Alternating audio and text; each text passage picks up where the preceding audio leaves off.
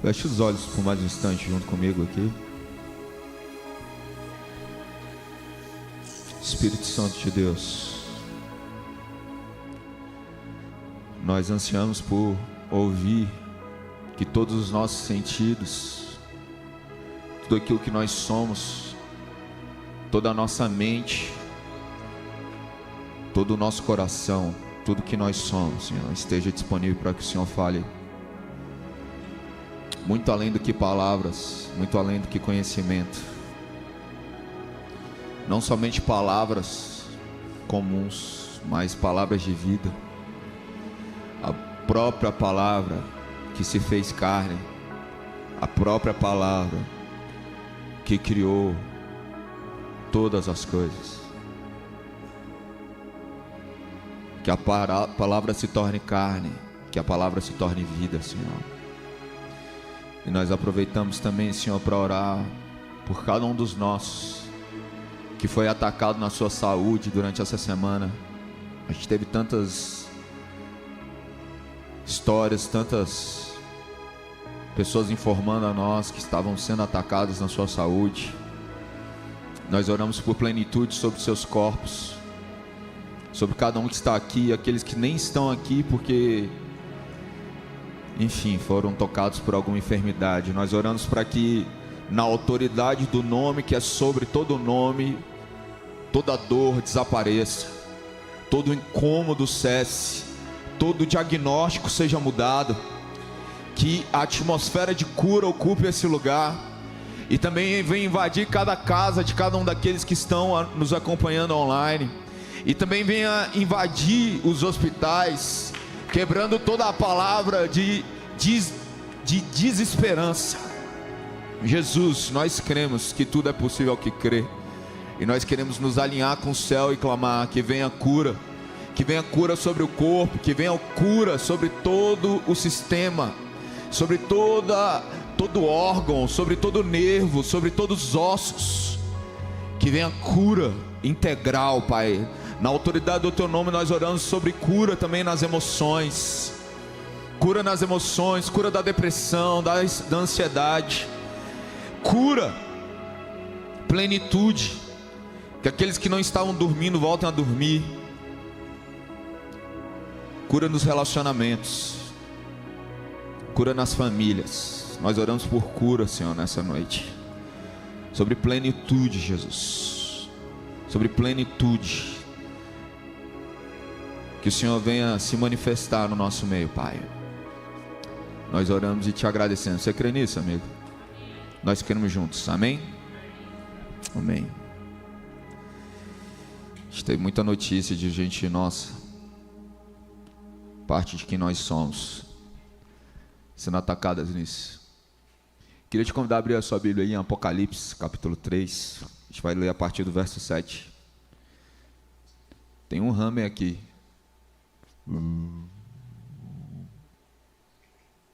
Olha.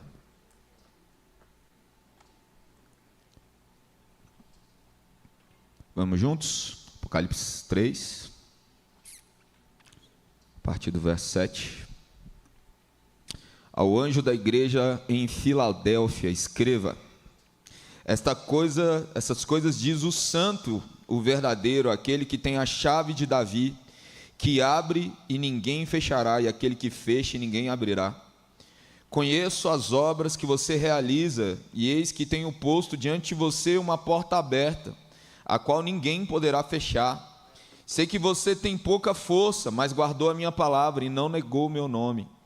Eis que farei com alguns dos que são sinagoga de Satanás, desses que se declaram judeus e não são, mas mentem. Eis que farei com que venham até você e se prostrem aos seus pés e reconheçam que eu amo você. Você guardou a palavra da minha perseverança, por isso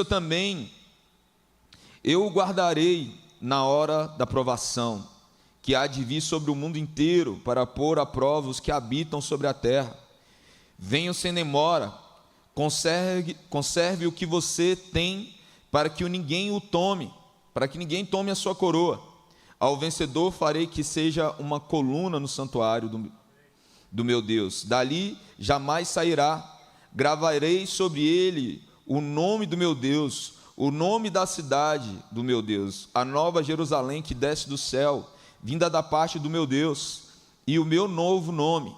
Quem tem ouvidos para ouvir, ouça o que o Espírito diz à igreja. Amém? Sabe, eu já te abençoo se você precisar ir embora. Beleza? Se você precisar ir embora, deu seu horário. Goodbye.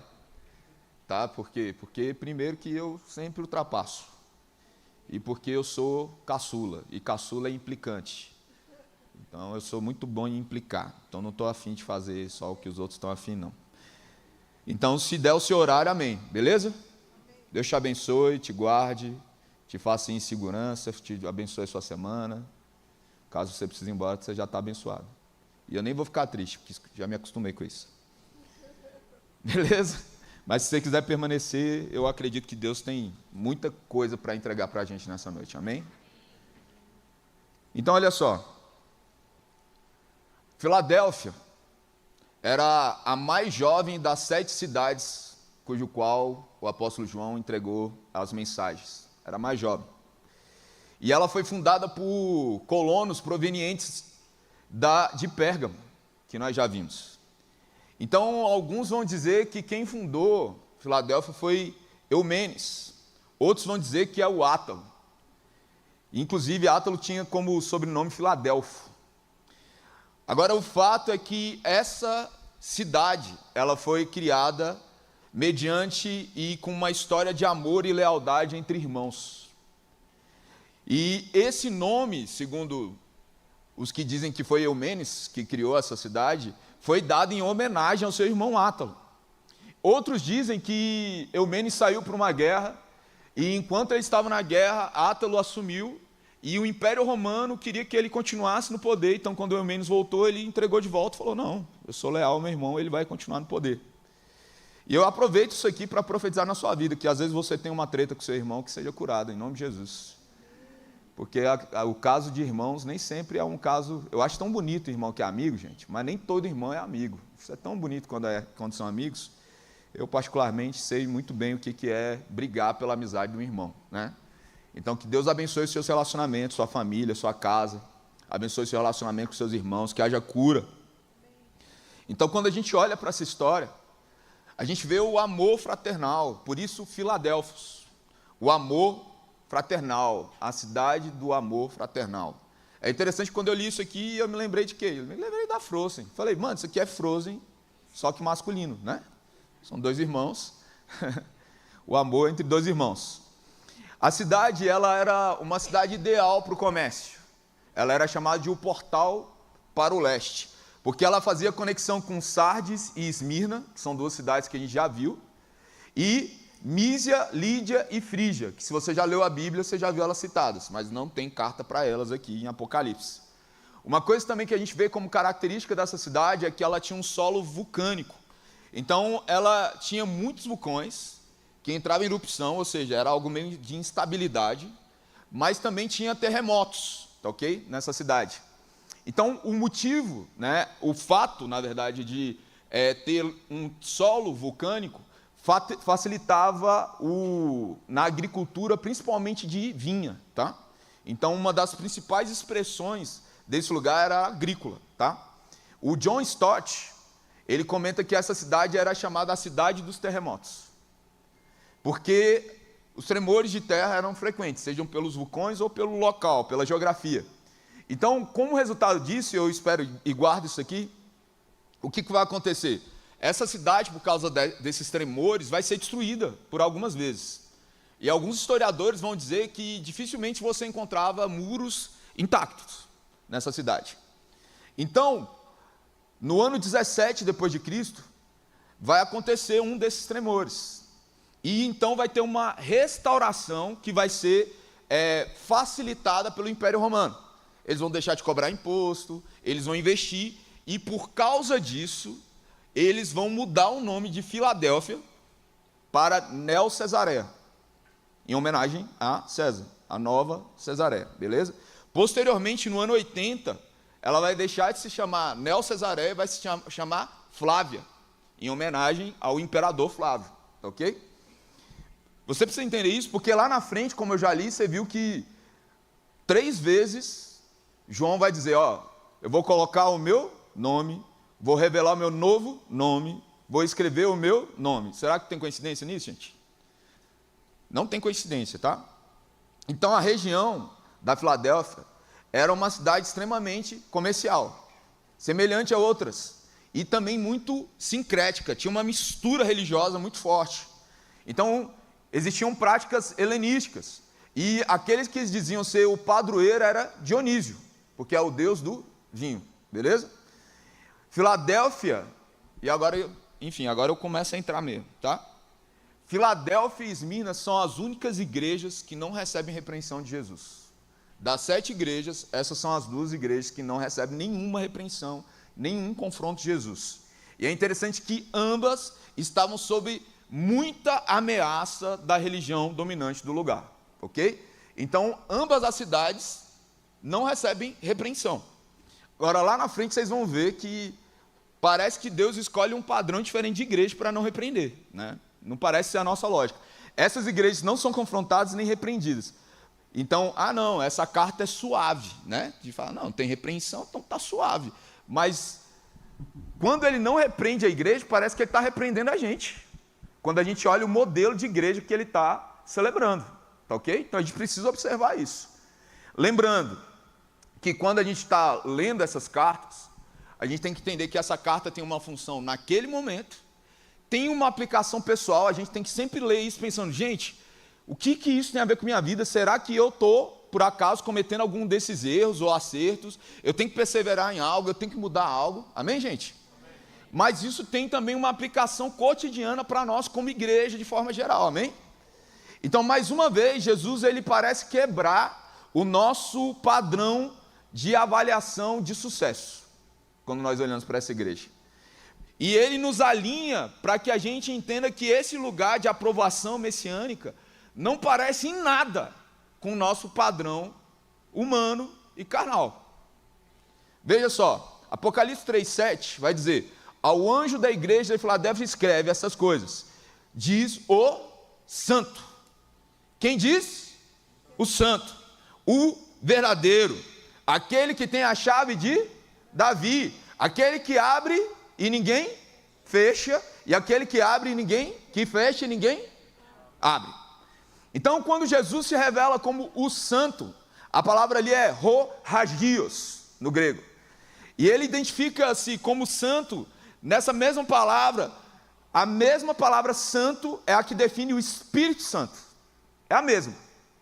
E ele se revela sobre algo grande, sublime, elevado. Algo separado. A primeira menção no Novo Testamento, tanto do Espírito, sobre essa santidade, é sobre Maria. Do que seria gerado, era algo santo dela. Jesus também é reconhecido pelos demônios, muitas vezes, como o santo de Deus. É assim que eles se referem. Você pode ver isso em Marcos, capítulo 1, verso 24. A própria Maria, mãe de Jesus, em seu cântico declara que o poderoso me fez coisas santas, e é santo o seu nome, se referindo a Deus. E a gente vendo também ali, quando o salmista está falando sobre Jesus, ele fala assim, não deixará que o seu santo veja a corrupção. Isso não era sobre Davi, isso já estava se falando sobre Jesus, é um salmo messiânico. Então, quando nós olhamos várias vezes nas Escrituras, a palavra santo é uma referência ao o santo, artigo definido, tá ok? Então, a gente tem várias expressões, e nisso, quando Jesus fala, aquele que é o santo, o que ele está fazendo? Ele é santo e totalmente separado do pecado, e totalmente consagrado a Deus. Ser separado nesse caso significa possuir uma santidade absoluta, em contraste com uma vida em pecado. Cristo é santo em seu caráter, obras e propósito. Santo e puro. Ele não tem sombra. Ele é a verdade em toda a sua essência. Ele é um Deus confiável, real, e que tem um contraste absurdo com a mentira. Ele não é uma cópia de Deus. Ele é a manifestação exata de Deus. Jesus não apenas tem o nome de Deus, mas ele é semelhante ao Pai em todos os sentidos. Em todos os sentidos.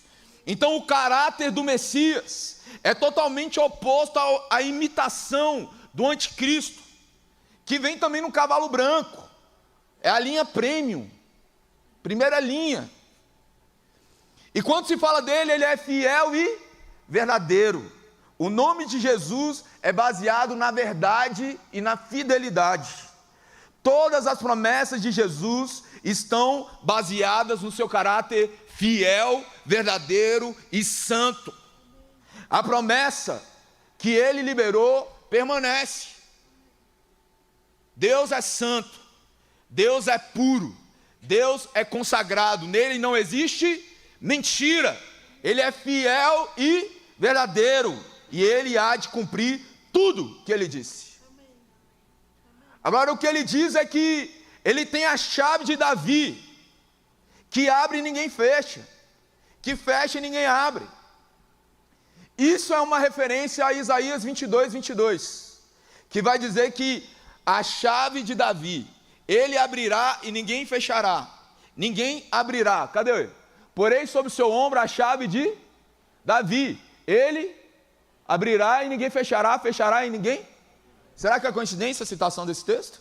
Isso aqui está se falando sobre Eliaquim, tá? Uma transição de autoridade. Eu quero profetizar que a gente vai ter uma transição de autoridade para todos aqueles que profanaram o nome de Deus, para todos aqueles que usaram o nome de Deus em vão, todos aqueles que foram levantados com autoridade e se perderam na autoridade, na influência e no poder. Deus vai trocar e colocar a chave. E essa chave de casa de Davi, entenda, quem é Davi, gente? Um homem segundo o coração de Deus, que Deus levante homens e mulheres segundo o seu coração com a chave para acessar os lugares. Entenda, nesse momento Eliaquim, ele tem uma figura de alguém que vai acessar todas as portas do palácio. Não existe nada trancado para ele, somente aquilo que ele trancar. Jesus, ele não fez nenhuma menção sobre a chave de Davi nos evangelhos, não tem. Então isso nos dá a entender que essa foi uma herança recebida após a ressurreição. Amém? Então a igreja madura é uma noiva dependente de Jesus, que só entra pela porta que ele abriu para ela. Jesus também fecha algumas portas, demonstrando que o seu amor também é o cuidado por nós. Então nós precisamos entender que nós temos sim as chaves, mas a chave está na mão de quem? Jesus. E quem é que manda em Jesus?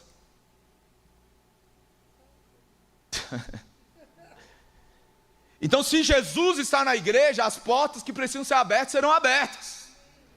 E se Jesus está à frente da igreja, portas vão ser fechadas.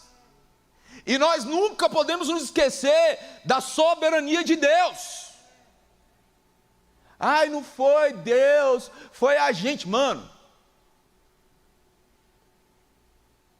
Deus precisa da gente, gente? Precisa? Necessita? Então por que Ele escolheu a gente? Única e exclusivamente por amor. Ele não necessita. Foi uma escolha, uma decisão. Eu não precisava de vocês, mas eu escolhi que vocês andassem junto comigo.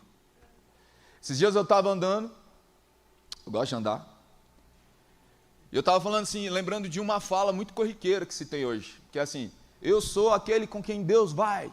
Irmão, não quero que Deus vai comigo, eu quero ir com Ele, irmão, Ele que vai na frente. Deus me livre de ir na frente de Deus. Deus que vai na frente, eu quero a liderança de Deus. A outra lembrou de Cassiane aqui. Tá. Olha aí, ela lembrou da música, faz sentido a música para isso. Verso 8, ele diz: conheço as tuas obras, eis que tenho posto diante de ti uma porta aberta, a qual ninguém pode fechar, que tens pouca força, Entretanto, guardaste a minha palavra e não negaste meu nome. A razão por que a porta permanece aberta diante da igreja é porque a sua chave está na mão de Jesus. Diante dele, uma porta aberta que ninguém pode fechar. A igreja de Filadélfia é uma igreja chamada de fraca, pouca força, fraca. Mas o seu Deus é onipotente, todo-poderoso, o Criador dos céus e da terra. A nossa força não vem de fora, e nem simplesmente de dentro. A nossa força vem do alto, do Senhor, do Deus todo-poderoso, aquele que tem a igreja nas suas mãos, que tem toda a autoridade, todo o poder, aquele que tem o poder para abrir e fechar. Agora entrega esse poder e autoridade sobre a igreja de Filadélfia. Então, quando nós olhamos para essa porta aberta, a gente precisa tentar entender que porta é essa. Por exemplo, Mateus 7, no capítulo 7, versos 13 e 14. Entrai pela porta estreita, porque larga é a porta e espaçoso é o caminho que conduz à perdição. São muitos que entram por ela. Por que a porta é estreita? Por que o caminho é apertado? E esse é o caminho que conduz para a vida. Então Jesus está falando, eu estou com a chave que faz você entrar por essa porta. Para entrar pela porta estreita é preciso sair, talvez, do seu posicionamento ereto, duro, rígido. Você vai ter que se flexionar. Pessoas inflexíveis não entram pela porta estreita. Tem gente que é inflexível demais, gente. Esse filme não bate com a minha opinião, parei de assistir. Esse livro não bate com a minha opinião, parei de ler. Esse discurso não bate com aquilo que eu acredito, não quero ouvir. Sabe o nome disso? Inflexibilidade. Inflexibilidade. Essa palavra não bate, esses textos não são muito bem o que eu queria ouvir nessa noite de sábado, no dia da abolição da escravidão. Esse texto aqui eu não queria não que tivesse na Bíblia, mas tá. Não precisa dessa coisa não, isso é legalismo. Gente, legalismo sempre existiu. Graça barata também. Legalismo, olha para Gálatas. Tentando voltar com o judaísmo. E aí, graça barata, olha para Coríntios. Tem um vagabundo lá que estava pegando a mulher do pai. Vagabundo. É graça, não é nada que eu possa fazer. Cala a boca, velho, vai estudar. Isso não é graça não, isso é mentira. E não tem graça. Tô fofo. Então a primeira porta é a porta da salvação. E a segunda porta é a oportunidade de evangelização, cara. As angústias da cidade são como um grito de socorro dos homens carentes do evangelho. Existem vozes clamando do deserto, aguardando a manifestação de quem nós somos. E às vezes essas vozes não estão tão longe de nós. Às vezes é um amigo da universidade que finge não acreditar em Deus, algum familiar. Não precisa ir tão longe para ver pessoas carentes do evangelho e da verdade. O apóstolo Paulo diz, se abriu para mim uma porta ampla e promissora, em 1 Coríntios, capítulo 16, verso 9. E ele estava preso. E em Filipenses 1 ele diz, orem também por nós, para que Deus abra uma porta, para que a mensagem seja espalhada, a fim de que possamos proclamar a mensagem de Cristo. Sabe uma das grandes marcas, se você for lá em Roma, quando você for em Roma, Deus te abençoe, pede para ver a lista das pessoas que foram penalizadas criminalmente junto com o apóstolo Paulo. Ele morreu, mas na lista tem um monte de soldado romano, gente. Por quê, você acha? Porque Paulo era contagioso, irmão.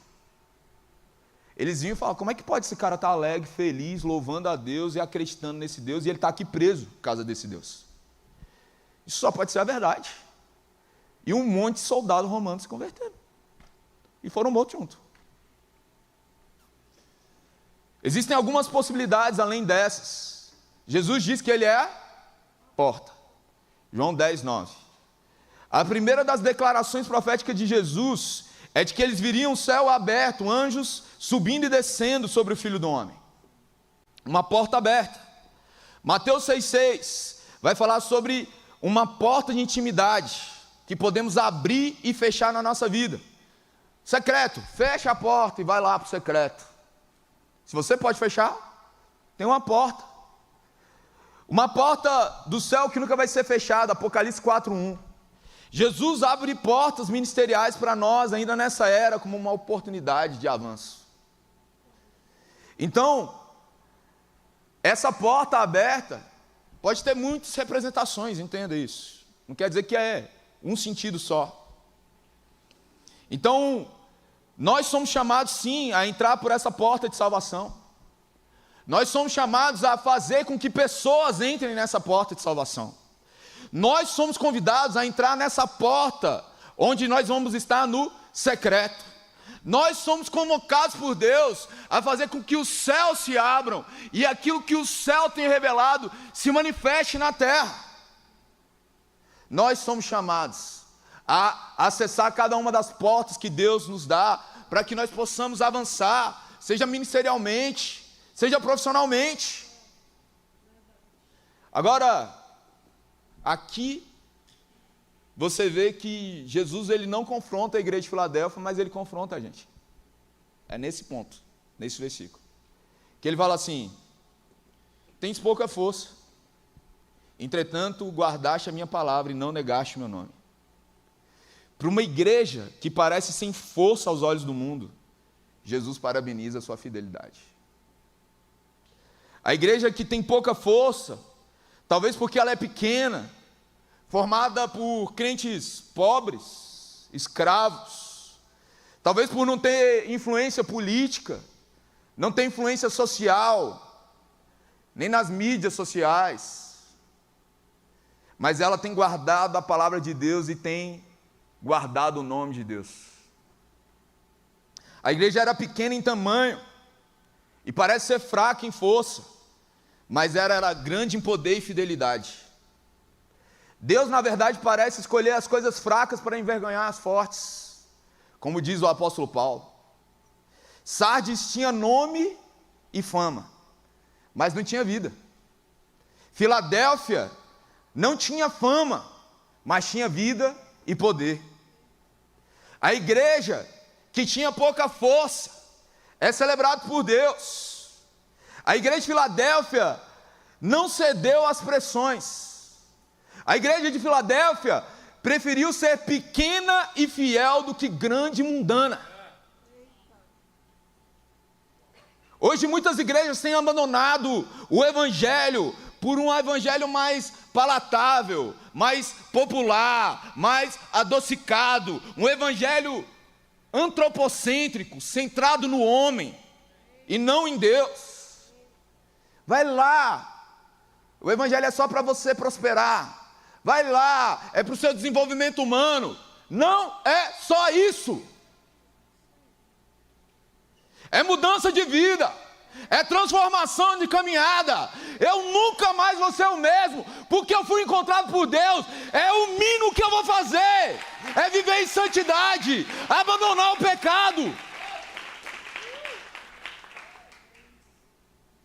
Hoje as igrejas têm abandonado para poder ter aplausos, sorrisos, para poder o povo sair sorridente. As portas do inferno não vão prevalecer contra a igreja. Deus é um muro de fogo ao seu redor. Ele tem um povo selado, e o maligno não toca. Ele assegura a segurança dessa igreja. Em Sardes, Deus estava no trono como um juiz. Aqui Deus está no trono como um doador. Ninguém recebe tantas promessas quanto Filadélfia. A igreja não tinha tamanho nem estatura dentro da comunidade. Era desprezada, era perseguida. Seus membros tinham pouca autoridade ou influência, mas eram fiéis. E este é sempre o critério de bênção divina. Parece que Deus escolheu um padrão diferente do nosso para dizer o que é sucesso. Jesus olha para um homem chamado João Batista. Na verdade, a gente chama ele de Batista. A gente colocou o Batista nele. E diz que ele é o maior nascido de mulher até então. Você não vê multidões indo atrás de João Batista. Você não vê um ministério que durou 20, 30 anos. Alguns vão dizer 6 meses, no máximo 1 ano e meio. Mas Jesus olha para ele e fala: esse foi bem sucedido. E quem já acompanha aqui sabe que o motivo disso é fidelidade ao propósito pelo qual foi criado. E quando você sabe quem você é, não ache que você não vai ser tentado e que as pessoas vão tentar dizer para você que você tem que ser outra coisa. Eu sei muito bem para que eu vim. Mas toda hora tem alguém dizendo que eu tenho que fazer outra coisa. Enfim, eu sei para que eu vim. Eu vim para incomodar.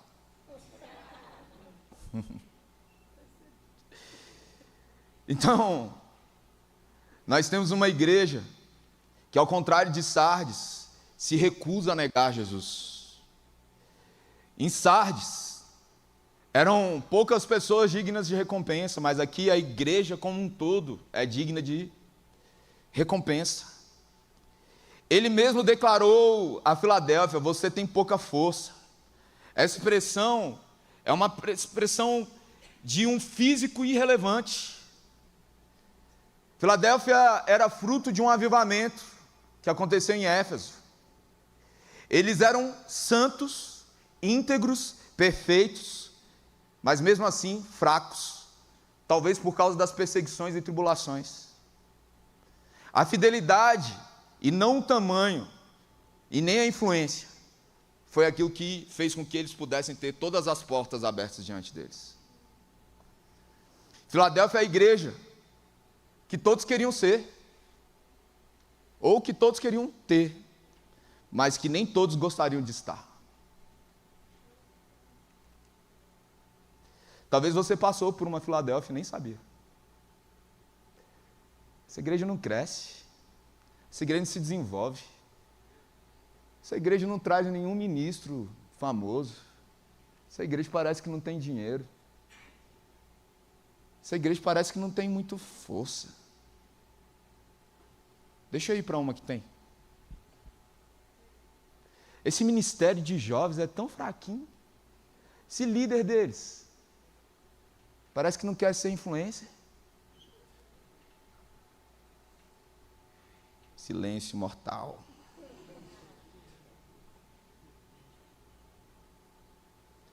Eu gosto tanto desses lugares, Filadélfia. Antes de estar aqui na Comunidade das Nações, primeiro, não vim para a Comunidade das Nações porque eu achei que ela ia ser grande e influente. Eu vim porque Deus mandou. Eu nunca tinha nem visto o bispo pregar. E eu olhava para a grandeza da cena e falava assim: misericórdia, Jesus. Eu sempre estive nas Filadélfias. Eu ia para um lugar e falava: está faltando baterista, deixa eu tocar bateria. Acho que eu tenho que vir para essa igreja para tocar bateria. Faltava baixista, faltava alguém para limpar o chão, filho. Eu queria estar nessa igreja. Aí quando eu cheguei na Comunidade das Nações, aí estava começando o Ministério de Evangelismo, que até hoje está começando.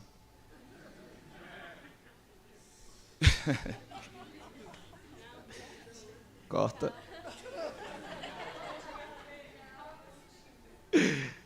Aí quando eu estava lá, na reunião do ministério, missionário Eudes, o ministério chamava ID, aí a bispo falou: ô Vini, a gente está querendo fazer um trabalho com os adolescentes e tal, você não quer ir lá não? Fui lá, era sexta-feira, o Alta Voltagem, sexta-feira lá na Asa Sul, 513. Cheguei lá, sexta-feira, mano, tinha um total de uma multidão de umas 10 pessoas, e quase mais da metade estava no púlpito, mas tinha uma presença de Deus naquele lugar, e eu olhei para aqueles meninos assim, adolescente, falei: eu acho que eu encontrei meu lugar. Aí o Dito pega e me mira e fala assim, cara, um monte de adolescente, tem um adulto ali esquisito, barbudo, ainda tinha cabelo grande na época. Enfim, quem é aquele mendigo que entrou ali? Aí ele veio falar, ô brother, você tem chamado assim para adolescentes?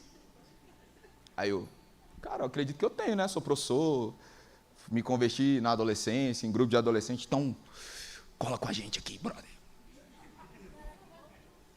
E aí comecei a colar, a Vevê estava lá tocando violão nessa época, inclusive. Violeira. E aí colei, a gente veio para o sábado, culto 5 horas da tarde, auditório aqui, incrível marca de 30 adolescentes. A gente fez o The Experience Day, não tinha 30 adolescentes no culto, a gente botou 250 lá. Todo mundo parecia uma sauna, só que de suor, naquele dia, né? A gente ia no auditório, o auditório não comportou, foi para Asa Sul de volta, veio aqui para o galpão, enfim.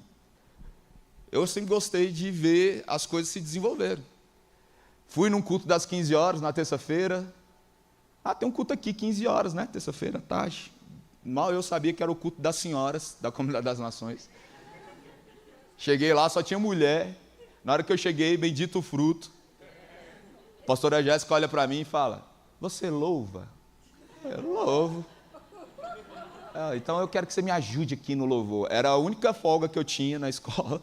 E eu fiquei 1 ano servindo na tarde profética, tocando violão e cantando. Fingindo que estava cantando. Gente, para quem não tem... Já viu aquele negócio? Em terra de quem não tem olho, um olho. Né? Quem não tem um olho, como é que é? Em terra de caolho, de cego caolho é rei. Pronto, obrigado. Obrigado, Wallace, meu mestre. Em terra de cego caolho é rei. Beleza, é isso. Não tinha ninguém para cantar. 15 bandas brigando para tocar domingo à noite, na força. Entendeu? 50 ministros brigando para tentar estar aqui no púlpito. E não tinha um para cantar para as irmãs lá, meu filho. Aí lá eu vim. 1 ano, filho. Aí quando acabou o ano, a pastora, não te liberei. Falei, pastora, não tem como você não me liberar. Eu mudei de escola e eu não tenho mais folga terça, pô. Você vai mudar o horário do culto? Né? Por causa de mim? Estamos pensando, cadê? Não pensou isso, não. Eu sempre procurei esses lugares em Filadélfia, gente. E sabe,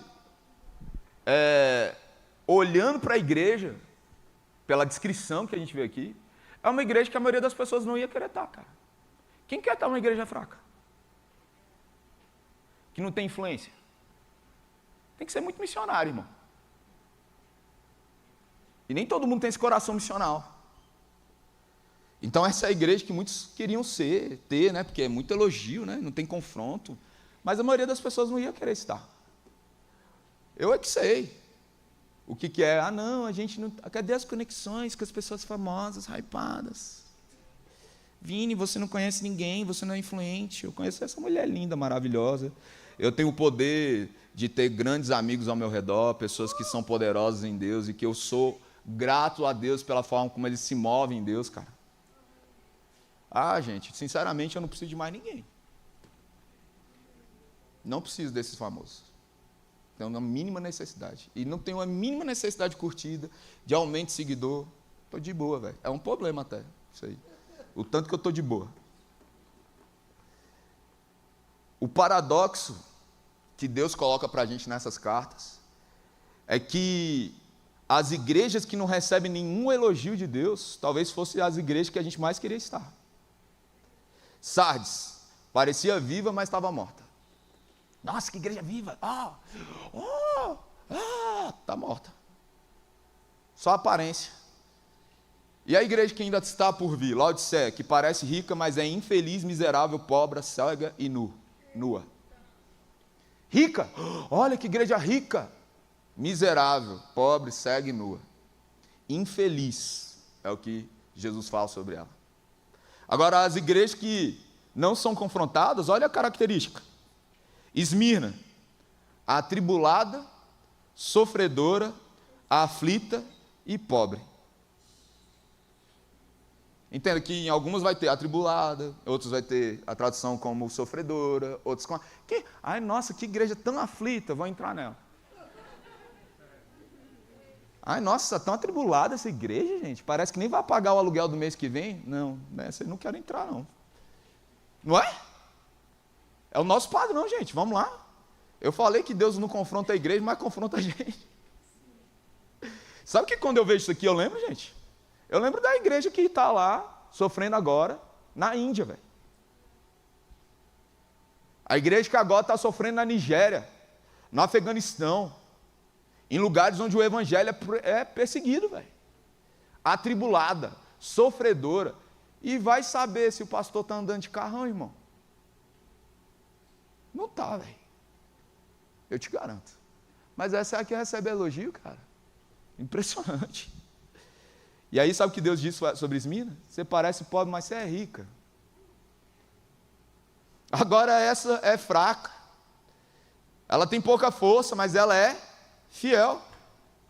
E ela tem força para abrir as portas e receber as promessas de Deus. Talvez você já deve ter passado por uma Filadélfia. Alguns aqui com certeza, porque eu sei o histórico. Agora você não vê igreja chamada Esmirna. Você não vê igreja chamada Sardes. Você não vê igreja... Mas você tem um monte de igreja que chama Filadélfia. Né? Um monte. Todo mundo quer ser Filadélfia, mas nem todo mundo quer viver como Filadélfia. Não é fácil viver como Filadélfia. Eu acho que nem Filadélfia queria viver como Filadélfia, né? Se você for avaliar. Né? Quem quer viver atribulado? Sofrendo? Ninguém quer, né? Mas tudo bem. Então essa é a igreja que, a despeito da aflição, é a igreja que tem as chaves. A igreja que abre portas que ninguém abre. Verso 9: eis que farei de alguns de vocês, eis que farei que alguns dos que são da sinagoga de Satanás, desses que a si mesmos se declaram judeus, e não são, mas mentem, eis que farei vir e prostrar-se aos teus pés, e conhecer que eu te amei. Craig Kennedy vai afirmar que os cristãos de Filadélfia, assim como havia ocorrido em Esmirna, eles haviam sido expulsos da comunidade judaica. A questão é que, diferente de nós, nesse período, os cristãos daquele período não se viam como uma nova religião. Eles não se viam como uma religião que agora não tinha nenhuma relação com o judaísmo anterior.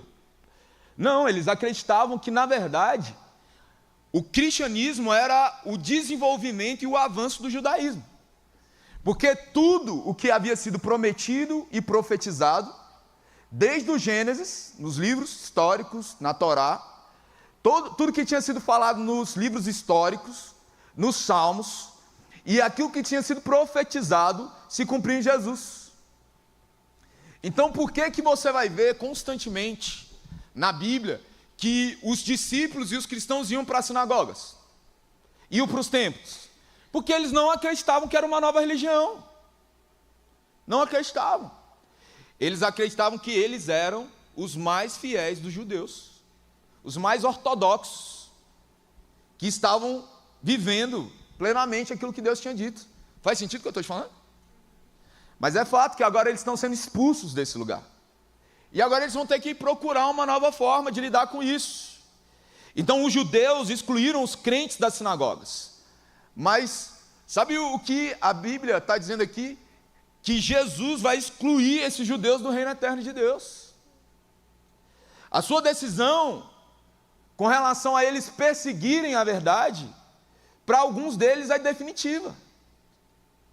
Quando ele abre e ele diz que agora existe um novo tempo sobre os gentios, ninguém pode mudar essa decisão. A porta que Deus abriu para os gentios, ninguém vai fechar. Agora, quando ele fecha a porta para alguém, isso também não pode ser alterado.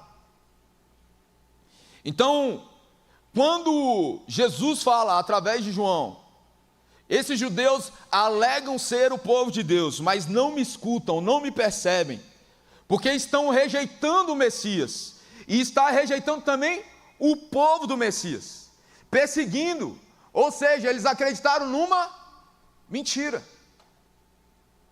Eles não são mais, a partir disso, o povo verdadeiro. Ao contrário, eles são afirmados aqui que pertencem a Satanás. Pastor, esse discurso está meio antissemítico. Não é isso. A verdade é que esses não são verdadeiros judeus, são falsos judeus, é o que a Bíblia vai dizer. Eles serão levados, os verdadeiros judeus, a reconhecer o seu erro.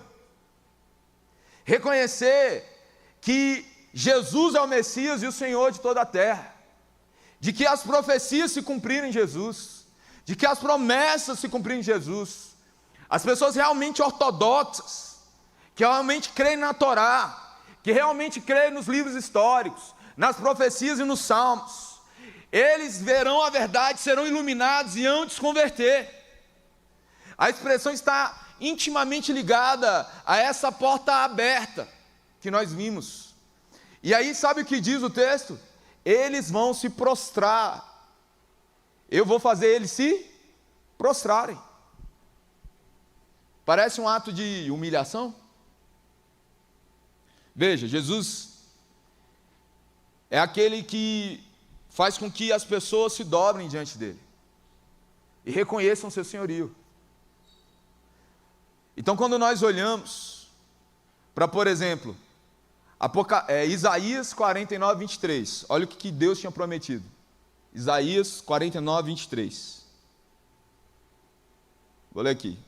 Diante de ti se inclinarão com o rosto em terra e lamberão o pó dos seus pés. Saberá que eu sou o Senhor e que os que esperam em mim não serão envergonhados. Ele está falando isso para quem?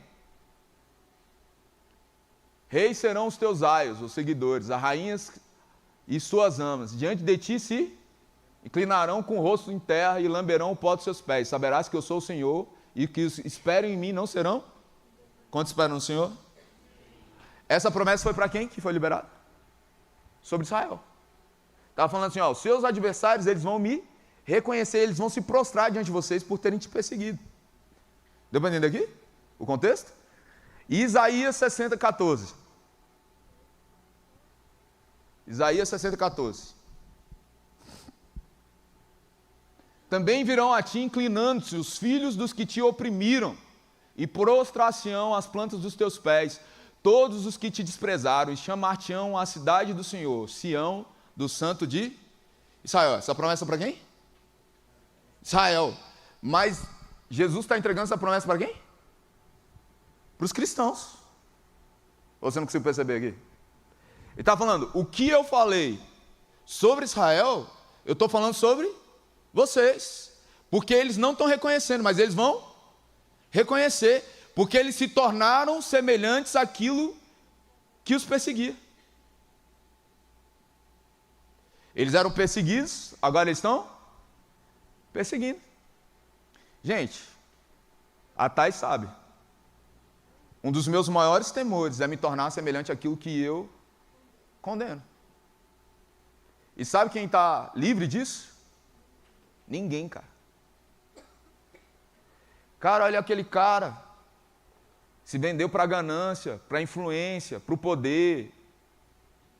Quem está sujeito? Todos. Quem está livre, gente? Aquele que está de pé, cuide para aqui, não caia. Vigiai e orai para não cair, hein? E se cerque de pessoas que podem te falar a verdade, tá? Pessoas que podem te falar a verdade. Porque é muito fácil, velho, ser levado pelo fermento das coisas desse mundo. É tão sutil que a gente nem vê, cara. Quando vai ver, já está todo misturado. Misericórdia. Eles se tornaram aquilo que eles condenavam. Eles se tornaram como aqueles que perseguiram. E o que Jesus está falando? O que eu falei para vocês, judeus, eu estou falando para os cristãos, e vocês vão ter que reconhecer que eles estão com a verdade. Deu para entender isso aqui? Rapaz. Isso quer dizer que Deus substituiu Israel pela igreja? Não. Deus abriu mão de Israel? Não.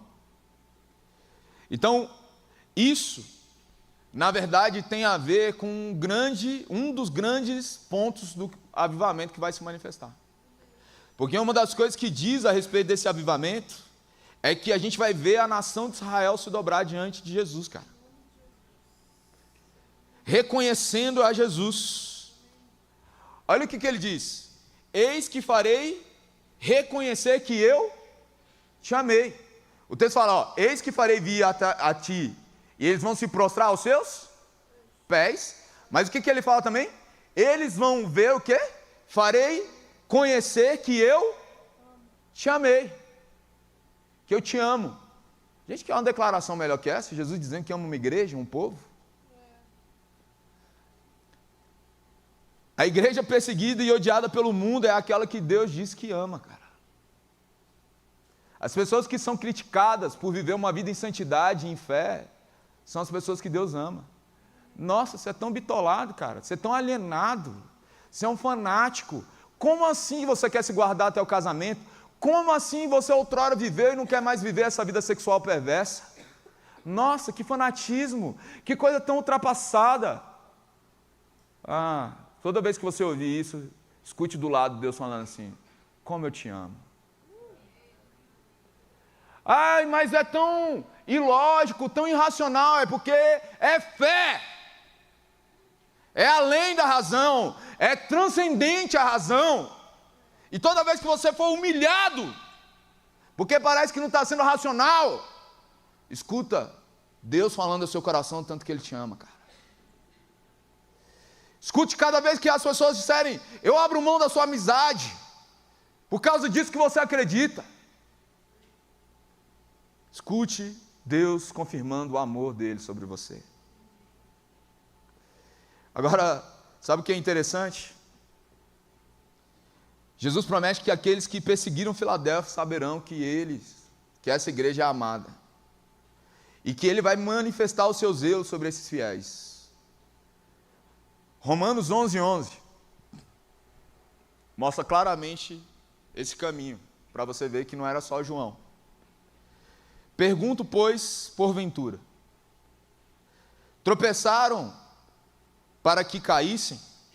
De modo nenhum, mas pela sua transgressão veio a salvação aos gentios. De quem que ele está falando? Israel. Para pô-los em ciúmes. Ora, se a transgressão deles redundou em riqueza para o mundo, e o seu abatimento em riqueza para os gentios, quanto mais a sua plenitude. Sabe o que Deus está falando? Que o cumprimento da promessa, o modo como nós andamos, amando Jesus e sendo fiéis a Jesus, vai fazer com que os judeus fiquem com ciúme. Mas isso era para a gente. Mas essa promessa era para nós.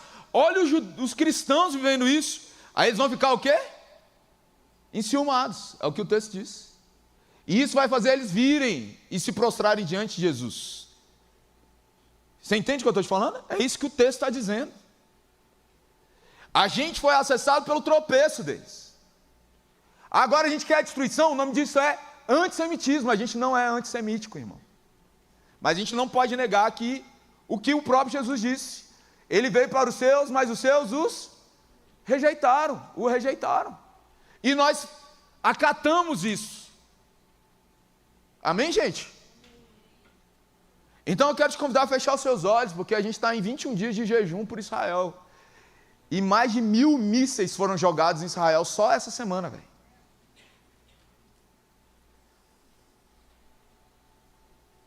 A gente precisa orar por Israel. Feche seus olhos. Pai, nós te somos gratos porque o Senhor aprove a chamar um homem chamado Abraão para manifestar uma nação. E através desse homem e dessa nação, o Senhor manifestou o Deus verdadeiro. E a tua palavra, e através desse povo foram liberadas promessas e profecias que chamavam a existência, a salvação. A nossa redenção veio desse povo através de Jesus Cristo. Nós somos frutos de algo que aconteceu nessa terra através desse povo. E Pai, nós queremos orar como igreja, como povo teu, para que cada promessa do Senhor liberada sobre Israel se cumpra. Que cada promessa, cada profecia venha se cumprir, Senhor. E nós também queremos orar para que essa nação se dobre diante do governo de Yeshua HaMashiach, diante do governo do Messias, que eles reconheçam que Jesus é o Senhor, que todas as promessas e profecias se cumpriram em Jesus, que eles se dobrem ao senhorio dele. Pai, que esse povo reconheça e venha um grande avivamento em Israel, que eles sejam guardados. Nós queremos orar para que haja paz em Israel, que cessem os ataques, que cessem as guerras, que cessem as mortes. Nós queremos concordar com aquilo que a Tua palavra liberou sobre Israel, Senhor, e nos unir a tantas igrejas e tantos povos que estão orando nesse tempo pela restauração desse povo, Pai. Obrigado, Jesus. Nós oramos e concordamos em o nome de Jesus. Amém? O modo como nós vivemos vai trazer ciúme sobre esse povo, e eles vão reconhecer Jesus. Amém? O capítulo 10. Porque guardaste a minha palavra. Versículo 10, só para ver se vocês estavam atentos. Também eu te guardarei na hora da provação que há de vir sobre o mundo inteiro, para experimentar os que habitam sobre a terra. Tudo bem, se iludiram. Muitas pessoas interpretam esse versículo como sendo uma promessa de Deus de que a igreja vai ser arrebatada antes da tribulação. A base principal da escatologia pré-tribulacionista é isso aqui, tá? Só porque eu estava orando, foi? Estou no versículo 10, são 13.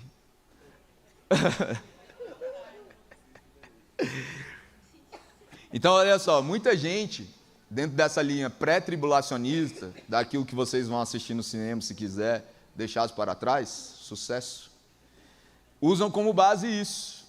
Outra base que eles usam é Mateus 24, de uma forma totalmente equivocada. Pode ficar aí, velho.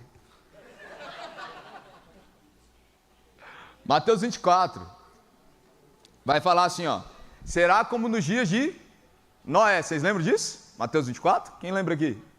Compara aos dias de... Aí ele fala o quê? Uns serão levados, outros serão... Você quer ser levado ou quer ser deixado? Pelo filme você quer ser levado. Mas no dia de Noé, quem se lascou? Foi quem ficou ou quem foi levado? Quem foi levado, pô? Quem ficou? Noé e a família. Buguei aí? Noé e a família. Quem ficou, gente? Quem foi levado pelas águas? Os que não creram, cara. Noé estava falando, vai vir um dilúvio, vai vir chuva. Nunca vimos isso, vai vir. Construindo, retardado, idiota, ô bicho burro, olha que bicho alienado, olha que bicho fanático, olha lá, ele confiando na palavra de Deus, ó, retardado esse Noé. Noé entrou na arca com a família, não foi isso? Veio a chuva. Quem ficou? Quem foi levado pelas águas? Os que não creram. Eu quero ser levado. Gente, olha o contexto, velho. Só que a gente é tão viciado na interpretação dos outros que a gente não consegue ver o óbvio que está no texto, cara. A palavra aqui sobre ser, sobre ser guardado, na verdade, é a mesma palavra de João 17. Não os peço que tire do mundo, mas que os livre, os guarde do maligno. É a mesma palavra no grego, tá? Então, a palavra terel significa tomar conta de alguém no estado no qual ele está. Não está no sentido de remover ou retirar, mas de preservar, de cuidar. Não é sobre tirar de um lugar, mas é de guardar na tribulação, velho. Olha só, Pedro, ele é preso. Vocês estão bonitinhos aí.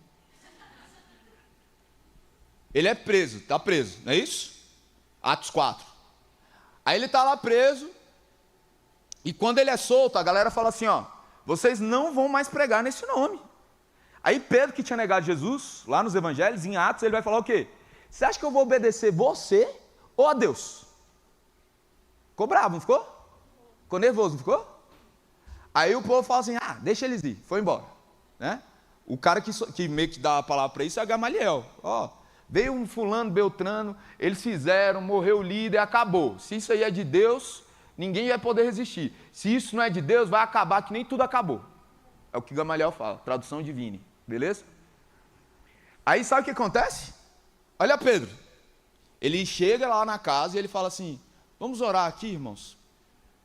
Pai santo e misericordioso, nos protege da perseguição, da tribulação, faz mudar, Jesus, esse governo, faz mudar essa militância contra nós, Jesus nos protege. É isso que ele ora? Não é, velho. Jesus, eu tenho tantas coisas ainda no meu mural dos sonhos, eu ainda não consegui aquela carruagem. É isso que Pedro fala? Eu ainda não consegui a promoção da minha empresa, o CNPJ está tão baixo, Jesus. É isso que ele fala? Olha o que ele fala, Pai, olha o que eles estão falando. E é o seguinte, nos dá ousadia para continuar anunciando o seu evangelho. Nos dá intrepidez, a gente não quer arregar não, a gente não está falando para diminuir a pressão não. Vem pressão, mas a gente vai para cima. Mata no peito, irmão. Porque a gente quer os benefícios do evangelho, mas a gente não quer carregar a cruz, velho. E sabe o que você vê vez após vez em Atos, em cada um dos pais da igreja, em cada um dos mártires? Eles se alegravam de estarem sendo perseguidos, de poderem ser participantes do sofrimento de Cristo, velho. Eu só quero rir. Vocês tinham que ver a cara de vocês.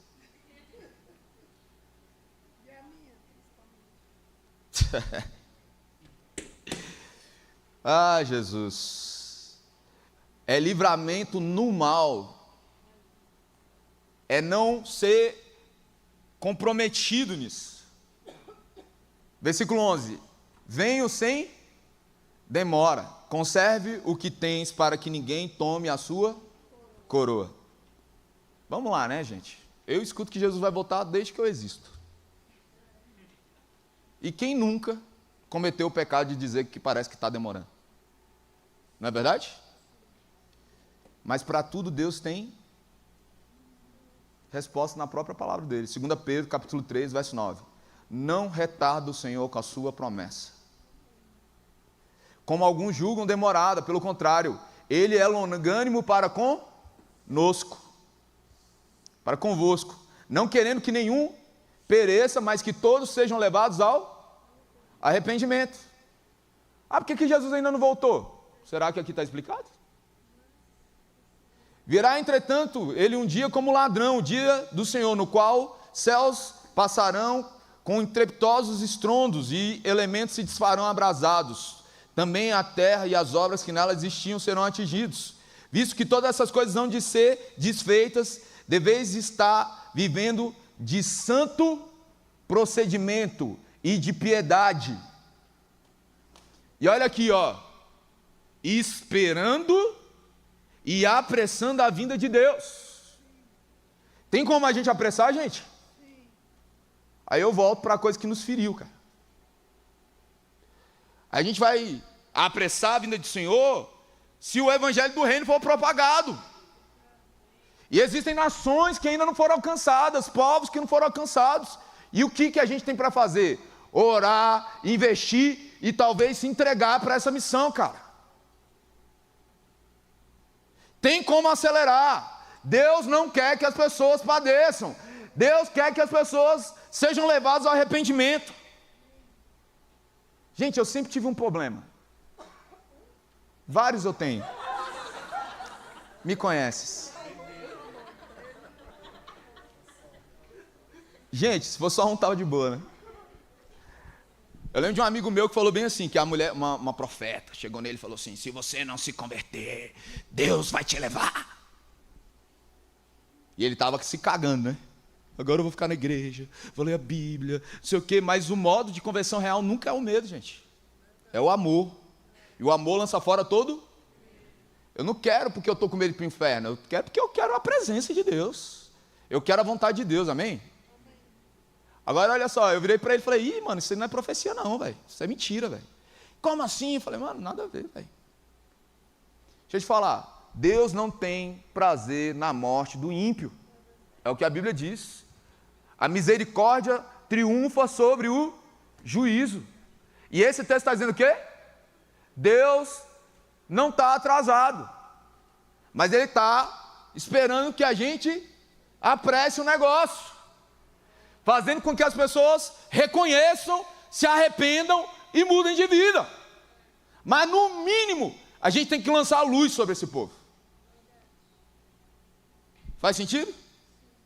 Então Deus é longânimo, Deus é paciente, e Deus fala para a sua igreja, nós permanecermos firmes até a sua vinda. Agora veja bem, aí o texto vai dizer o quê? A coroa, não é isso? Venha sem demora, conserva o que tens, para que ninguém tome a sua. Olha só isso aqui. Gente, o povo não gosta desse texto. Mas sabia que foi o primeiro texto que eu grifei na minha Bíblia? Quando eu me converti? Primeiro, velho. 14 anos de idade. O pastor pregou, eu falei, meu Deus. Primeiro texto que eu grifei na vida. Romanos 5,3. E não somente isto, mas também nos gloriamos nas próprias tribulações, sabendo que a tribulação produz perseverança ou paciência. Na minha está perseverança, ali está paciência. E a perseverança, experiência. Oh, tira não. Obrigado. E a experiência, ó, paciência, experiência. E experiência, esperança. Próximo verso. E a esperança não traz confusão, porquanto o amor de Deus está derramado em nossos corações pelo Espírito Santo que não foi? Qual é a nossa coroa? O Espírito Santo que não foi dado. Então, quando eu permaneço, independente da tribulação, e eu persevero, isso vai gerar para mim experiência. E a experiência, esperança. E a esperança, ela não é confundida. Vamos lá, jovenzitos. Quantos aqui nunca chegaram para alguém e falou, você está falando, mas você não faz? Você está falando, mas você não viveu? Quem é você, pai, para dizer para não beber, não pegar geral, sendo que você traiu a mamãe? Se você bebe. Quem é você, pai? Eu sei o seu passado. Quem é você, mãe? Eu sei o seu passado. Quem é você, meu irmão? Eu sei o seu passado. Quem é você? Quem nunca? Não é verdade? Agora, o que o texto está dizendo? Se eu passei pela tribulação e eu perseverei, isso gerou para mim experiência. Então, por exemplo, quando chega alguém com diagnóstico de câncer para mim, Deus quer curar o seu câncer, irmão. Eu não tenho dúvida disso. Ah, pastor, você está falando da boca para fora. Eu fui curado de câncer.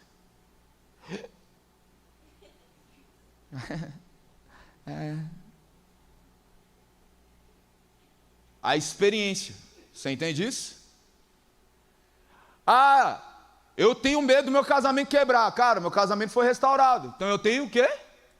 Experiência. Ah, pastor, você não sabe o que é a perda de um ente querido. Eu sei. Então eu tive uma tribulação, eu perseverei, e agora eu tenho o quê? Experiência. Muda de figura, não muda? Isso aqui é a prova de que aquilo que você vence, e quando você permanece, você tem autoridade. Você venceu a depressão, você tem autoridade sobre a depressão. Você venceu a crise de ansiedade, você tem autoridade sobre a crise de ansiedade.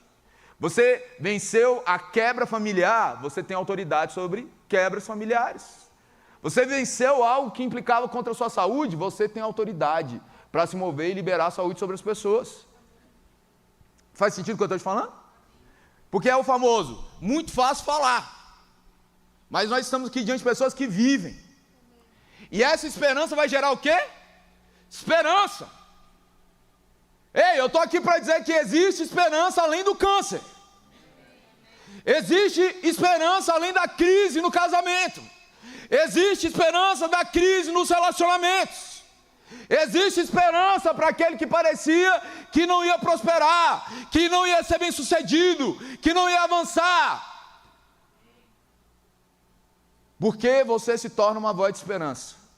Não simplesmente porque você fala o contrário do que você está vendo, mas porque você tem uma experiência que veio de uma perseverança, que venceu uma tribulação e que não confunde, porque isso é o amor de Deus sendo derramado nos nossos corações pelo Espírito Santo de Deus. Você entende que você leva esperança assim até para gente que você nem acha que tem mover do Espírito Santo na vida da pessoa? Sim ou sim? Essa é a nossa coroa, o amor de Deus que é derramado no nosso coração pelo Espírito que nos foi outorgado. Isso é o que a gente tem de mais precioso, meus amigos. E agora olha só, gente, aqui que está o problema. O problema é da palavra se estender. Por quê? Porque olha o tanto de promessa que Deus entrega nesse versículo. Ao vencedor, far-lo-ei coluna no santuário do meu Deus. E daí jamais sairá. Está vendo o tanto de promessa? Gravarei também o meu nome sobre ele. O nome do meu Deus. O nome da cidade do meu Deus. A nova Jerusalém que desce do céu, vinda da parte de Deus. E o meu novo nome. Deus fala de uma igreja que não vai ter parede, irmão. Ele tem colunas. Essa igreja não tem parede. Não tem limitação. Você entende? Isso aqui remete muito ao que eu tenho pregado, cara, sobre a presença de Deus. Aonde que a presença de Deus estava no início, gente? De tudo. Gênesis. Onde que estava? No jardim, cara. Tinha parede? Hã? Tinha estrutura? Era uma geografia, cara. Totalmente ocupada pela presença de Deus. E qual era a palavra de Deus sobre Adão e Eva? Vocês precisam espalhar, multiplicar, ocupar, dominar, não no sentido de tirania, tá ok?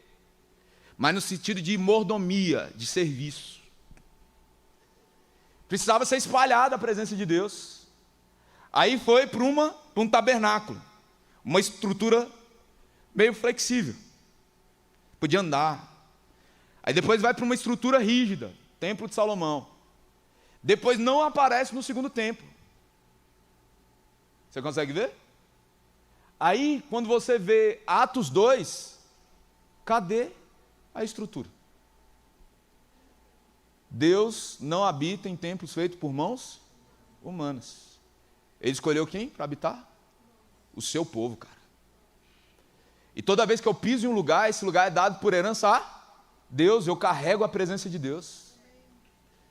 Deus não quer muros e nem paredes para a sua presença. E a palavra coluna significa algo que reforça, que dá suporte, sustentabilidade, trazendo uma imagem de segurança e estabilidade que entenda. Filadélfia parecia não conhecer. Lembra que eu falei que tinha muitos terremotos lá? As colunas serviam como sustento para o peso dos edifícios. Outro dia eu falei com o Daniel, não está na palavra, parece que eu estou lendo aqui, mas eu estou citando. Sabe uma coisa equivocada que a gente tem? É sobre fundamento, coluna e cobertura. A Bíblia diz o seguinte: a igreja ela é fundamentada no apostólico e no profético. Fundamento da igreja é apostólico e profético. Fundamento é em cima ou embaixo, gente? Apóstolo é o primeiro apóstolos. É bem aqui, ó, a base da estrutura, a sustentação da estrutura. Ele não é o em cima, ele é o que mais serve. Não é à toa que Paulo diz o quê? Parece que ele fez de nós apóstolos os piores, cara, os mais sofredores. Ele não fala assim, é o mais alto na hierarquia, é o mais baixo, é o que Paulo disse. É o que serve todo mundo e não é servido. É o que é perseguido por todos. É o que a gente vê de apostólico bíblico, tá? Profético. Profeta todo mundo elogia quando morre, irmão.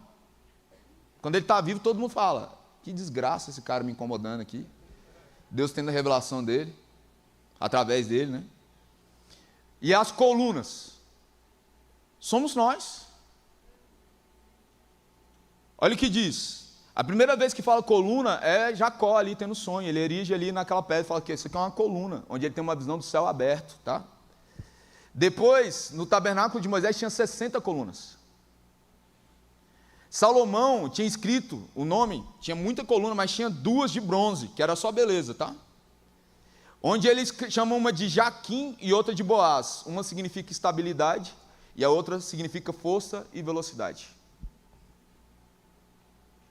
Então, quando o apóstolo Paulo fala sobre colunas a primeira vez, ele fala sobre Tiago e Cefas e João, que eram reputados como colunas da igreja, tá? Então, a gente vê que as colunas são quem? Pessoas. E quem é a cobertura? É o próprio Deus, velho.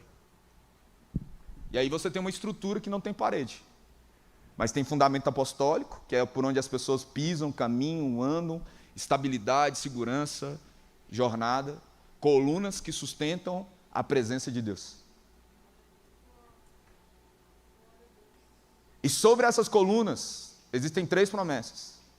Gravarei também sobre ela o meu nome. Isso quer dizer que essas colunas pertencem a Deus. E esse é o nosso alvo. Carregar o nome de Deus. Nela também existe o nome da cidade de Deus. É como dissesse, essa é a sua certidão de nascimento espiritual. Você pertence a regiões celestiais. E a eles eu vou revelar o meu novo nome. Não é um nome que pode ser revelado a qualquer um. É um nome entregue à intimidade. Só os íntimos podem conhecer esse nome. Só quem está perto. Então esse nome é revelado àqueles que têm intimidade. Amém? Então ficará claro, diante de todos, mediante as tribulações, mediante a nossa perseverança diante das tribulações, a nossa perseverança quando as coisas parecem que não vão bem, quem é e quem não é. Ontem mesmo eu dava carona para um dos meninos aqui, inclusive ele nem está aqui hoje. E ele, ansioso e tal. Eu falei, cara, para de ansiedade. Para de ansiedade. O maior privilégio que você tem é carregar o nome de Jesus, cara. Seja livre disso. Então, quando a gente olha para isso, sobre essas colunas, sobre esse nome, é como se o nome triplo, Santo, Santo, Santo, estivesse estabelecido sobre essa igreja. É o nome da cidade, é o nome de Deus e o novo nome. É a identificação. E sabe, isso é sobre isso ser explícito publicamente. Isso é sobre as pessoas reconhecerem que nós carregamos o nome de Jesus. Não simplesmente pelas coisas boas que acontecem, cara, mas por a gente permanecer independente das coisas ruins que acontecem. Sabe, eu já falei isso para algumas pessoas aqui. Entre ser constante e ser intenso, escolha ser constantemente intenso. Ou constantemente intenso. Ou a mesma coisa. Intensamente constante. Olha só. Esse mesmo menino eu falei para ele. Você sabe quantas pessoas eu conheci nessa jornada? Que pareciam amar mais Jesus do que eu amo? Do que eu amava, na verdade? Muitas. A Thay é testemunha de pessoas que a gente caminhou que... A gente tem história, gente, de que a gente ia cuidar. Hoje em dia não precisa, porque tem sistema de câmera, sensor, alarme, e as pessoas colocam isso nas casas e tudo mais. Estão dentro de condomínio, mas das antigas, mas ainda acontece também.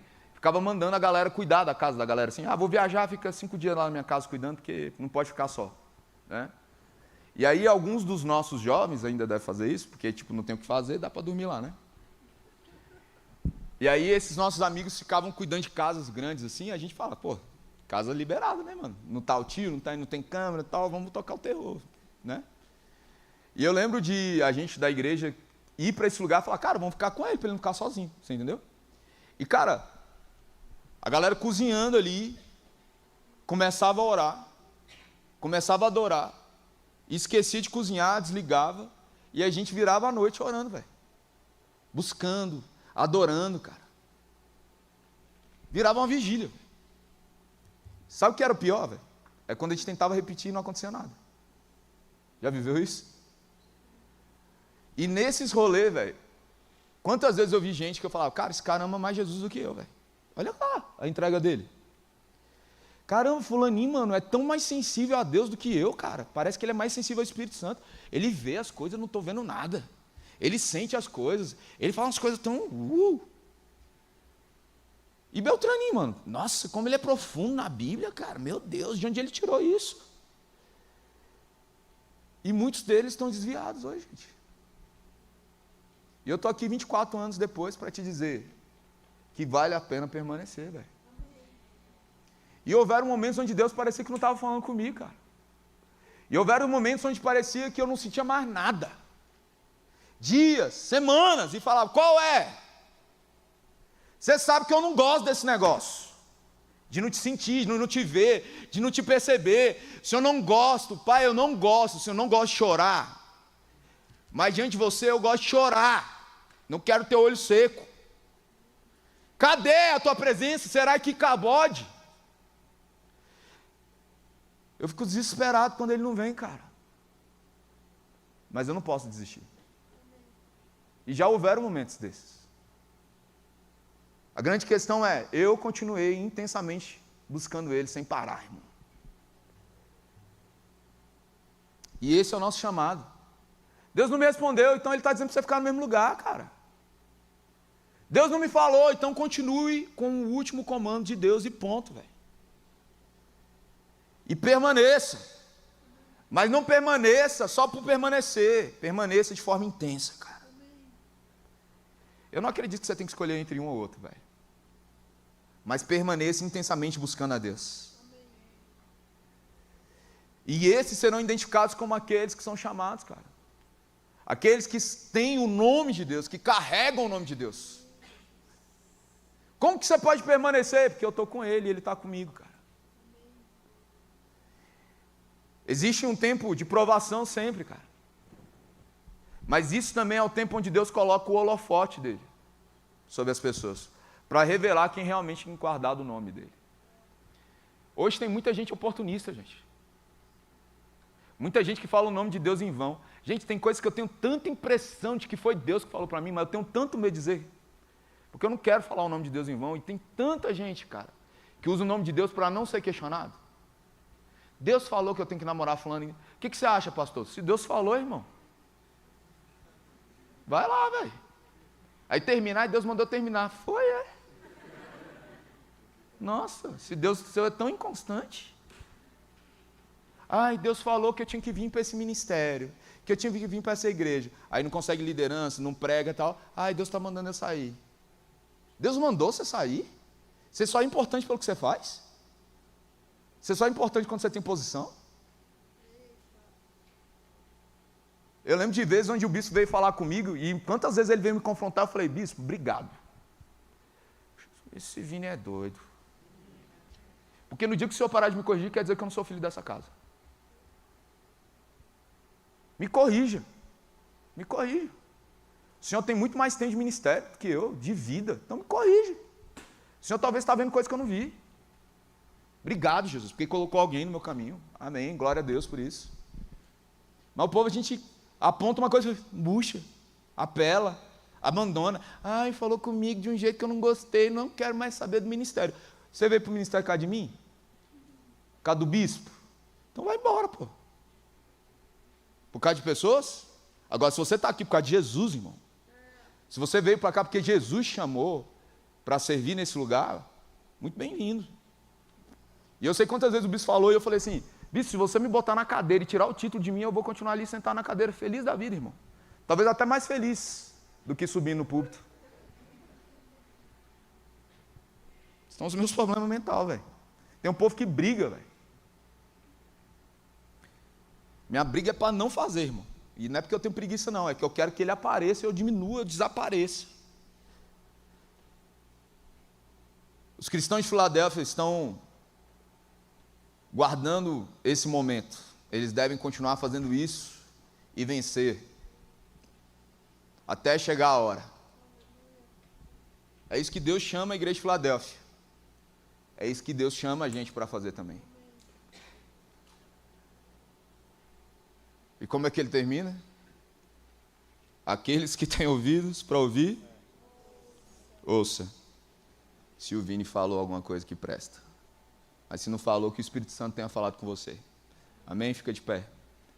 Essa é a igreja que não teve crítica nenhuma. Eu fiquei assim, parecendo que passei no corredor polonês.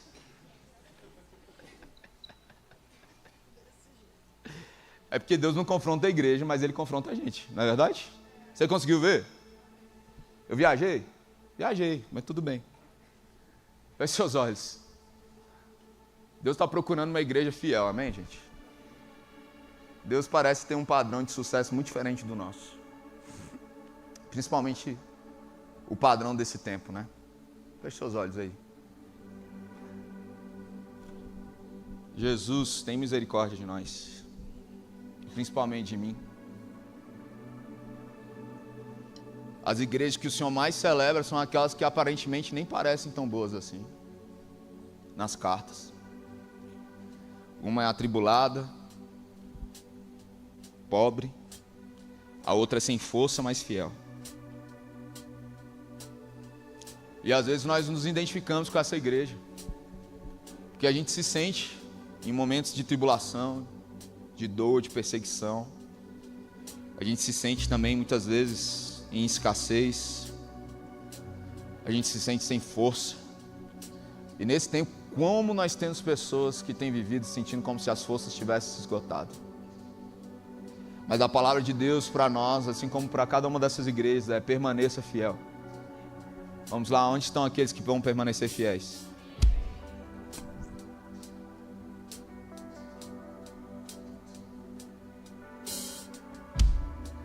Um dos nomes que nós demos a essa igreja é a igreja dos amigos. Amigos não são amigos por obrigação. Amigos são amigos por escolha.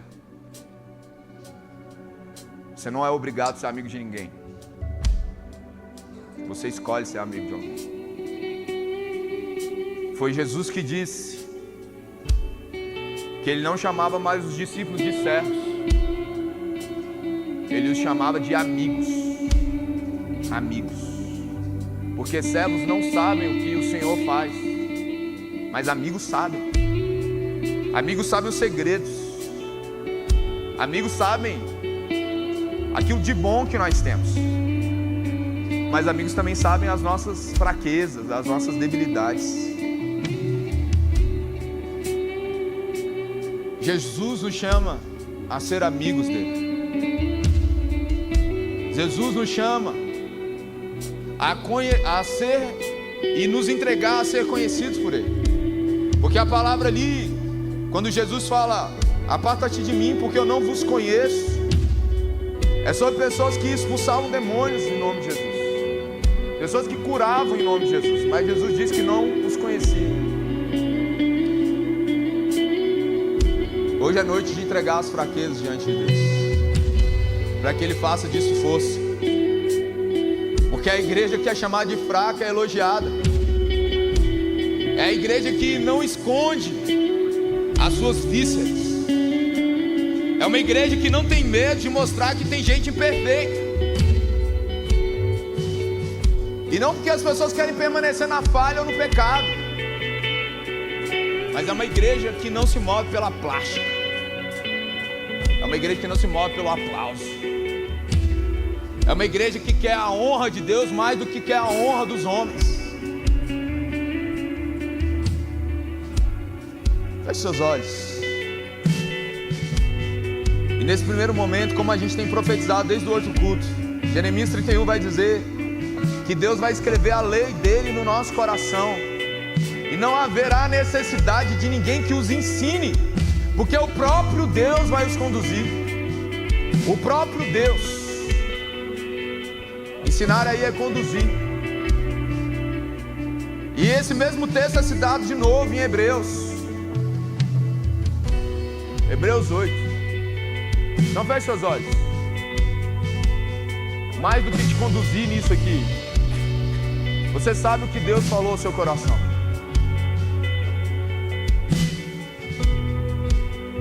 Vamos lá? Entregue a Ele as suas fraquezas. Abra mão de viver uma vida plástica, simulando espiritualidade, simulando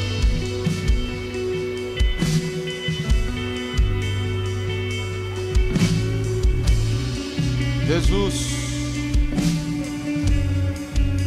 Que nós não venhamos nos mover só por aparência, que nós não venhamos nos mover pelo padrão de sucesso desse mundo, que nós não venhamos nos mover segundo simplesmente a nossa vontade. Nos ensina a prevalecer nas tribulações, a perseverar, e que essa experiência gere esperança para as pessoas.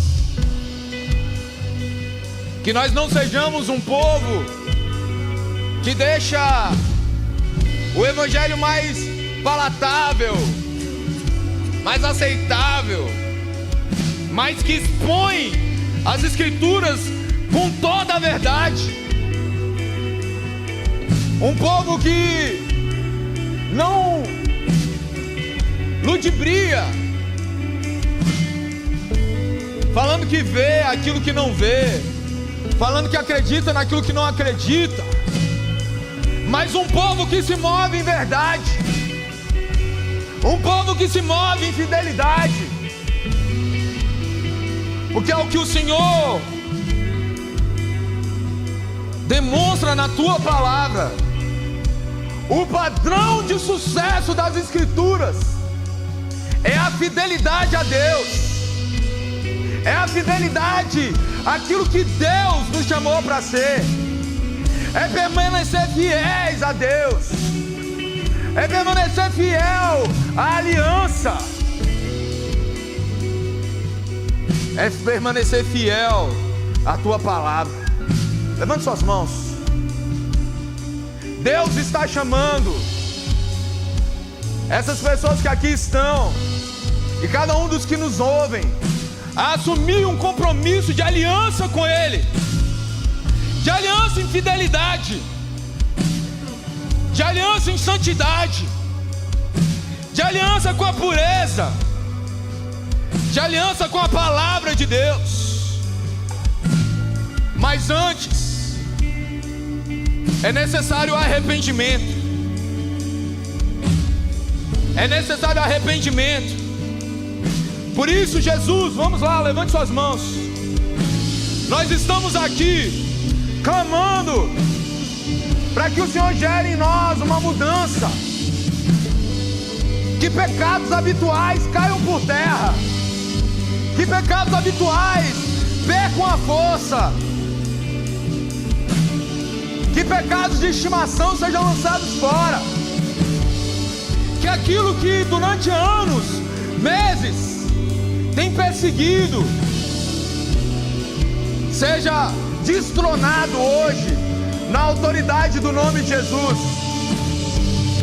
Que hoje haja arrependimento, que haja arrependimento individual. Abra mão da mentira, abra mão da perversidade sexual, abra mão dos maus pensamentos, abra mão do pecado. Renuncia. Você pode ter caído tantas vezes, durante tantos anos. Hoje é noite de liberdade. Hoje é noite de liberdade. Aonde o Espírito de Deus está, há liberdade.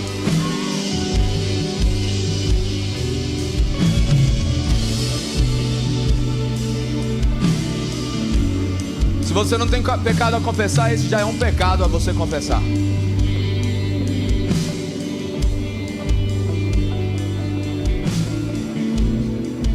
Senhor, Tu nos sonda e nos conhece.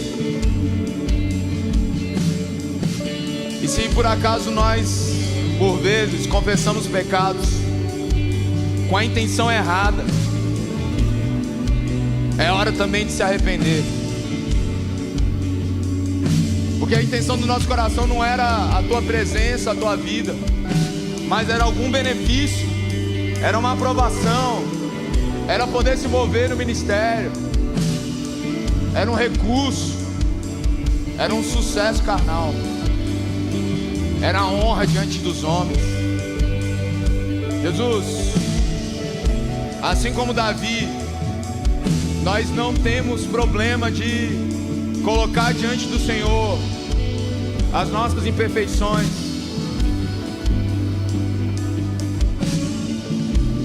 Nós não queremos colocar a culpa em outro lugar, na sociedade ou na cultura, na nossa herança. Nós assumimos, esse pecado está diante de nós, e como igreja nós confessamos que tantas vezes nós fomos omissos dentro da sociedade, com os perdidos. Tantas vezes nós fomos omissos com os injustiçados, com pessoas carentes, com o pobre, com os perseguidos. Nós confessamos, Jesus, e nós queremos abandonar esse pecado. Faz-nos nos mover, Senhor, como resposta para isso. Jesus nos leva a investir para que o Evangelho de Deus alcance os lugares mais longínquos. O Senhor é quem disse que todos os povos, de todas as línguas, de todas as tribos, de todas as nações seriam alcançados e se dobrariam diante do Senhor. Nós estamos aqui para dizer: eis-nos aqui, Jesus. Envia-nos em oração, envia-nos para enviar recurso, envia-nos como pessoas nessas nações, Senhor. Nós queremos sim as bênçãos, nós queremos sim os benefícios, mas nós também queremos fazer parte daquilo que o seu coração chora, Jesus. Jesus, nos perdoa do nosso egoísmo. Jesus, nos perdoa por olhar de forma indevida, por escutar de forma indevida, de forma errada. Jesus, conduz a tua igreja, o teu povo ao arrependimento. Nós queremos aplainar os caminhos. Você não está aqui para assistir um culto, você está aqui para participar de um culto.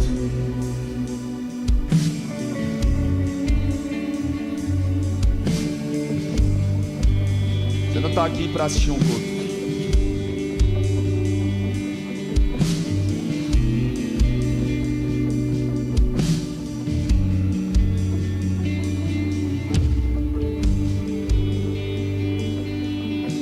Deus te trouxe aqui por um único motivo.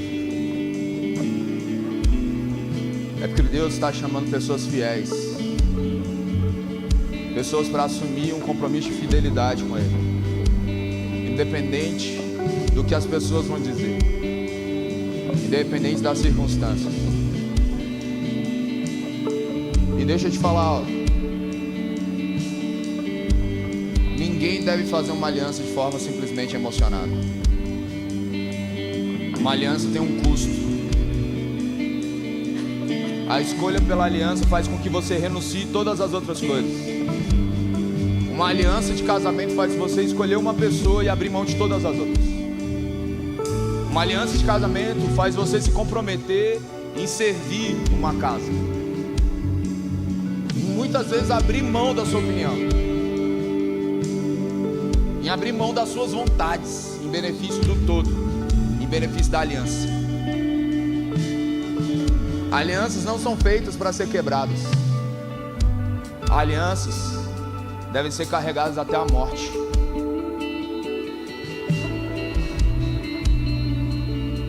Então eu quero que você coloque a mão sobre o seu coração.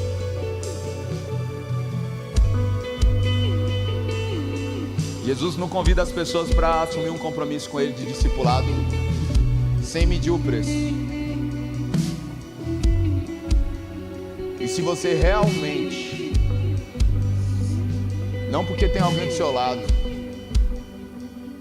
Não porque você está no meio desse culto e todo mundo está fazendo, mas é se você realmente quer assumir uma aliança com Deus de fidelidade. Declare agora o seu voto de compromisso com Ele. Jesus, nós somos tua noiva. E nós queremos ser essa noiva, segundo a Bíblia diz, santa e imaculada. E nós assumimos um compromisso com a tua pureza. Nós assumimos um compromisso com a tua santidade. Nós assumimos o compromisso de total obediência ao seu senhorio, Jesus. Nós queremos viver a tua vontade e não a nossa. Nós queremos seguir cada palavra tua. Nós queremos ser fiéis até o fim. Em um relacionamento de amor e fidelidade ao Senhor. Independente das circunstâncias. Independente do que acontecer ou deixar de acontecer. Que o Senhor me encontre fiel. Que o Senhor me encontre fiel. Pai, nós queremos ser como João Batista. Aqueles que aplanam o caminho e preparam o caminho do Senhor. Aqueles que não acham que é sobre eles, mas apontam para você. Aqueles que sabem que a igreja, o ministério, o chamado é teu e rendem tudo para a tua glória. Jesus, que nós não venhamos nos perder. Que nós não venhamos nos perder, Senhor, pela influência, pelo poder, pelo dinheiro, pela ganância, pelo acesso, mas que o Senhor encontre aqui pessoas fiéis até o fim. Deus está à procura de uma noiva, uma noiva madura,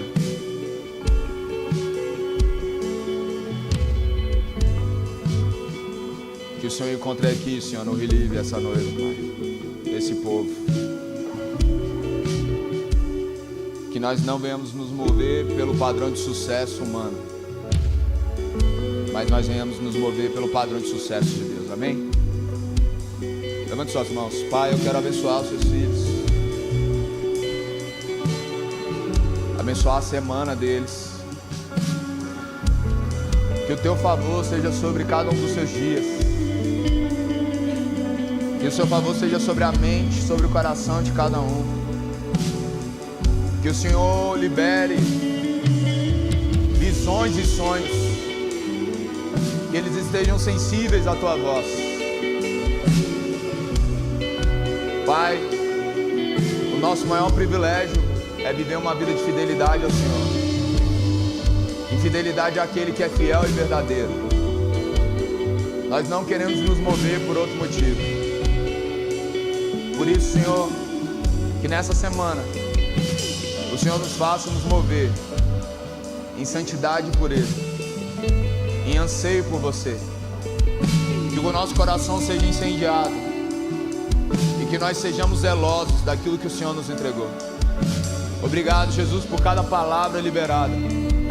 Obrigado por cada promessa. Que o Senhor nos faça viver todos os dias da nossa vida para a tua glória. Que cada um dos teus filhos esteja guardado e protegido, Senhor. Livra-os de todo mal, de todo acidente. Livra-os, Senhor, de toda doença. Livra-os, Senhor. Livra cada um das suas famílias. Que eles venham avançar e prosperar em todas as áreas da sua vida. E que nenhuma dessas coisas que vieram até eles venha fazer com que eles se percam. Que os nossos olhos permaneçam em Ti, Jesus. Porque é um privilégio receber dos Seus benefícios, mas também é um privilégio poder carregar a Tua cruz. Obrigado, Jesus, pela cruz pela ressurreição. E que o amor de Deus, a graça de Jesus e a comunhão do Espírito Santo seja sobre a sua vida. Até sábado que vem.